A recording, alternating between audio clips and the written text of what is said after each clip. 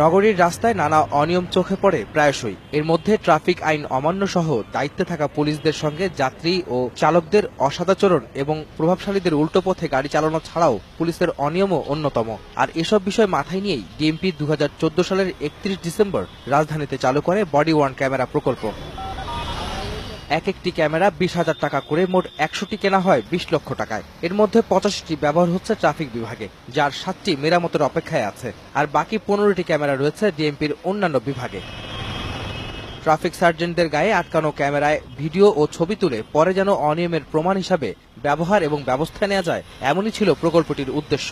কিন্তু চালুর 2.5 বছর পর এই ক্যামেরা ব্যবহারের তেমন কোনো আগ্রহ চোখে পড়েনি সংশ্লিষ্টদের মধ্যে। নগরীর বিভিন্ন পয়েন্ট ঘুরে রীতিমতো হিমশিম খেতে হয়েছে বডি ওয়ার্ন ক্যামেরা ব্যবহারের দৃশ্য ধারণের জন্য। একাধিক সার্জেন্টদের সঙ্গে আলাপচারিতায় উঠে আসে এই ক্যামেরা ব্যবহার না করার কারণ।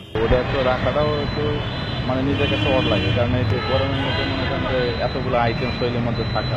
বডি অন ক্যামেরা স্বল্পতা আছে, কিছু কিছু ক্যামেরায় বেটে যাওয়ার ফলে ওইগুলো আর এখন আর বসানো যাচ্ছে না। কিছু দিছে, কিছু নষ্ট হয়ে গেছে।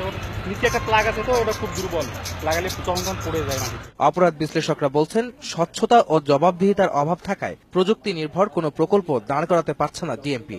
সরকারি ব্যবস্থার মধ্যে যে স্বচ্ছতা জবাবদিহিতা থাকা উচিত সেটা তো নেই। টাকাটা কি জন্য খরচ করা হবে, সুবিধা অসুবিধা কি, সেই স্টাডিটা না করেই টাকাটা খরচ করা হয় এবং সেখানেও নানা রকম দুর্নীতি থেকে যায় এবং তখন দেখা যাবে যে রাষ্ট্রীয় কোষাগারের টাকা সেটা অপচয় হয়েছে। এমন অভিযোগ নাকচ করে ট্রাফিক বিভাগ বলছে, প্রকল্পটি পরিচালনায় আরো উদ্যোগী হচ্ছে কর্তৃপক্ষ।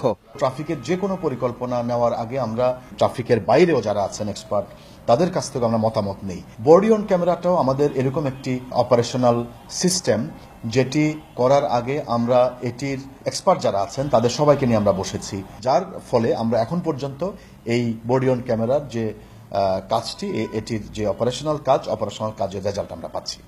তথ্য প্রযুক্তি ব্যবহারের মাধ্যমে ট্রাফিক সিস্টেমকে আরো আধুনিক করতে পরীক্ষা নিরীক্ষা চলছে বলে জানিয়েছে ট্রাফিক বিভাগ।